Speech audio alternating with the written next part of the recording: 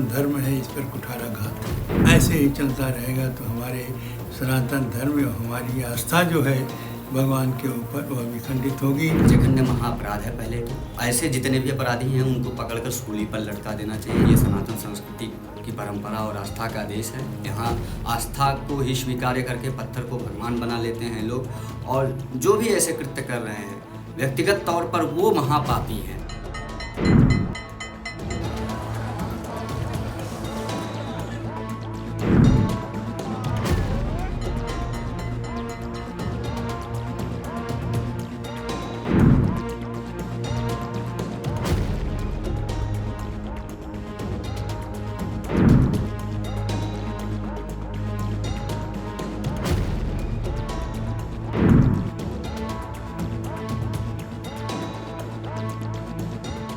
जो भी घटनाएं हुई हैं, जैसा जांच हुआ है उससे स्पष्ट हो गया है कि ना इसमें जो है यह चर्बी मिलाया गया है और मछली का तेल मिलाया गया है, और वहाँ की जो सरकार थी उसको संज्ञान में है कि नहीं है, और कब से मिलाया जा रहा है इसका भी पता नहीं है।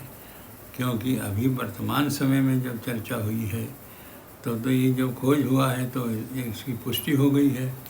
तो ऐसी स्थिति में ये हमारे मैं समझता हूँ अंतर्राष्ट्रीय षड्यंत्र है।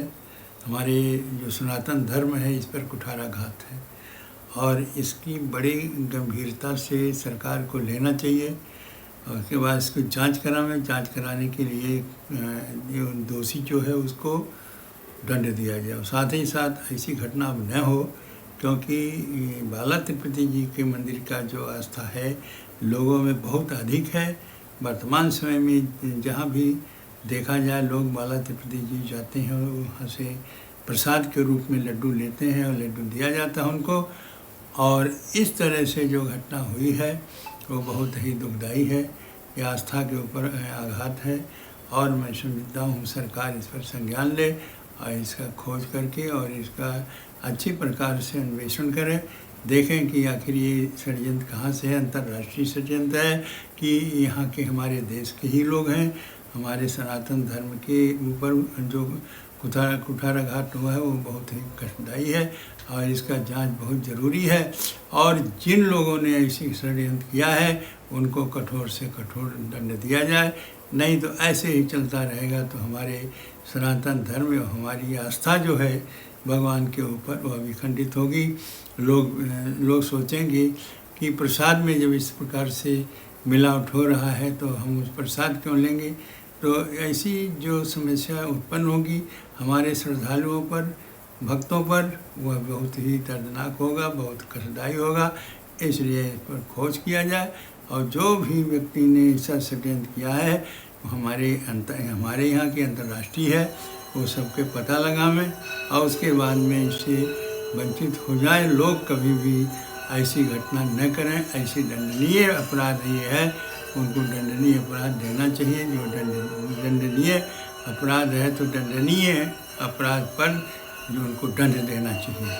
कुल जो प्राण प्रतिष्ठा भगवान रामलला में वहाँ से 1 लाख लड्डू आए थे, क्या माना जाए करोड़ों हिंदुओं का आस्था के साथ खिलवाड़ किया गया था? बहुत ज़्यादा खिलवाड़ हुआ है।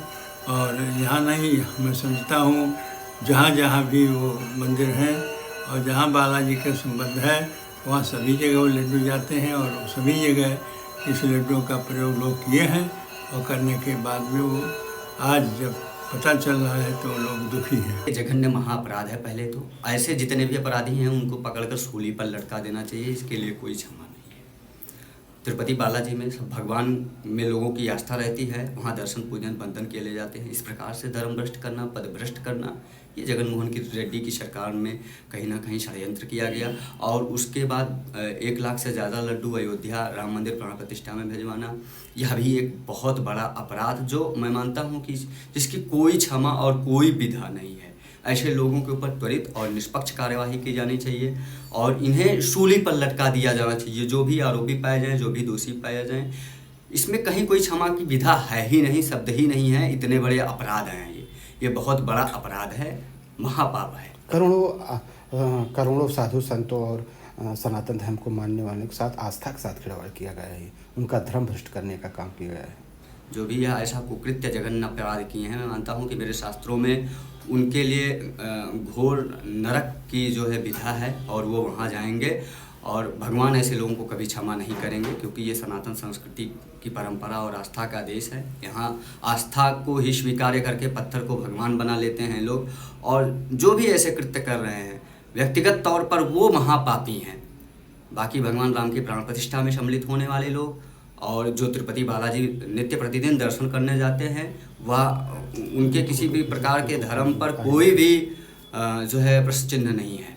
वो तब भी धार्मिक थे, आज भी धार्मिक हैं और कल भी वो धार्मिक रहेंगे। जो भगवान को अपना सर्वस्व मानकर उनके तीर्थ क्षेत्रों में जाता है, उनके कार्यों में सम्मिलित होता है, वह कभी पापी नहीं हो सकता, वह कभी अधर्मी नहीं हो सकता, कभी पदभ्रष्ट नहीं हो सकता।